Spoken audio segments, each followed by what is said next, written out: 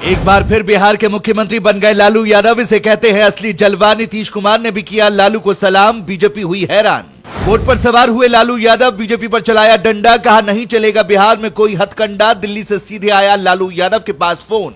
जहां से पहली बार विधायक बने थे लालू, वहीं पहुंचकर चूम ली धरती। 24 के चुनाव के लिए फूंक दिया बिगुल। लाखों लोग लालू के साथ आए, बीजेपी देखकर दंग। 2024 के चुनाव से पहले लालू यादव फुल फॉर्म में दिखाई दे रहे हैं। वो नरेंद्र मोदी से सीधा मुकाबला कर रहे हैं। नरेंद्र मोदी कहते हैं कि वो 18 घंटे काम करते हैं, लेकिन इस बार लालू यादव ने उनका रिकॉर्ड भी धुआं कर दिया।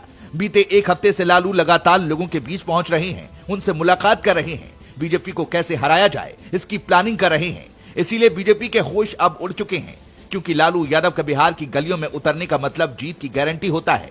एक दौर हुआ करता था जब लालू यादव दिल्ली फोन करते थे तो पूरी दिल्ली से लेकर बिहार तक हिल जाया करता था।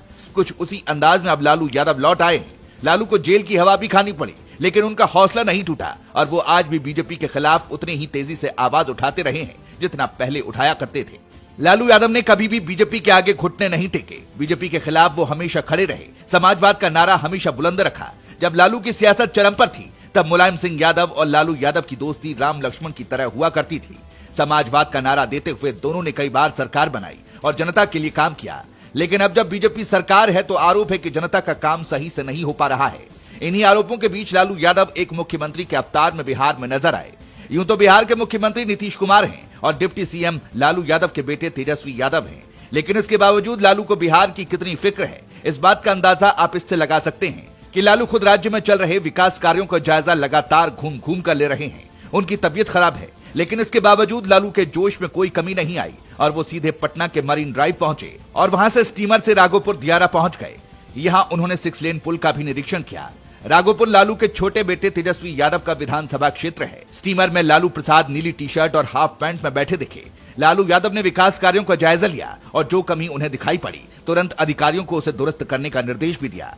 बता दें कि काफी समय बाद लालू राघोपुर पहुंचे। राघोपुर विधानसभा सीट हाई प्रोफाइल सीटों में से एक रही है। करीब 1.5 दशक से भी ज्यादा समय से इस सीट पर लालू यादव और उनके परिवार का दबदबा रहा है। राघोपुर सीट से पहली बार 1995 में लालू यादव ने किस्मत आजमाई थी। लालू के लिए तत्कालीन सिटिंग विधायक उदय नारायण राय ने सीट छोड़ी थी। इसके बाद वे 1995 और 2000 में राघोपुर से चुनाव लड़े और विधायक बने। फिर वे मुख्यमंत्री बने। यानी लालू को यह पता है कि उनकी सियासत की भूमि क्या है। वो आज तक राघोपुर को नहीं भूले और वहां की जनता से मिलने के लिए पहुंच गए। लालू यादव लगातार इसी तरह बिहार के कई क्षेत्र में जाकर लोगों के बीच 2024 के चुनाव के लिए समर्थन मांग रहे हैं, ताकि किसी भी तरह से नरेंद्र मोदी को सत्ता से हटाया जा सके। लेकिन इस उम्र में तबियत खराब होने के बावजूद जो भी लालू को अपने बीच दिख रहा है, वो लालू के आगे नतमस्तक हो रहा है और कह रहा है कि इस बार तो बिहार में लालू यादव का जलवा कायम होकर ही रहेगा। वैसे आपको क्या लगता है, कमेंट में बताइए।